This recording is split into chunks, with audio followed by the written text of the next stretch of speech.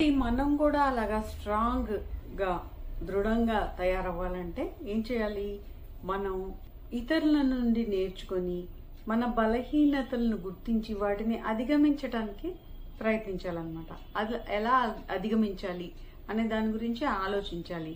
తర్వాత మన కంట్రోల్లో ఉండని వాటి గురించి ఎక్కువ పట్టించుకోకుండా వదిలేసి మనం ఏదైతే చేయగలమో వాటి మీద దృష్టి పెట్టాలి.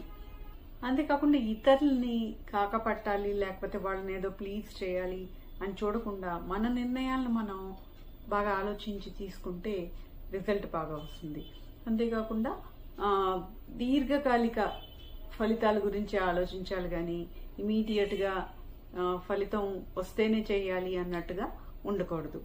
మన అవసరమైతే కొన్ని రిస్కులు తీసుకుని అయినా సరే మంచి రిజల్ట్ కోసము, అవసరమైతే కొన్ని రిస్క్స్ అవి లాభం చేకూరుస్తాయి అనుకుంటే తీసుకోవటానికి వెనకాడకూడదన్నమాట. ఎవరికి వారు తమ సామర్థ్యానికి తగ్గట్టు నిర్ణయాలు తీసుకొని ఏదైనా అవకాశాలు వస్తే అందిపుచ్చుకొని వాటిని ఉపయోగించుకొని ఫలితాల కోసం వెంటనే ఆలోచించకుండా దీర్ఘకాలిక ఫలితాల కోసం ఆలోచించి చేస్తే మనం కూడా స్ట్రాంగ్గా దృఢంగా తయారవడానికి అవకాశం ఉంటుంది.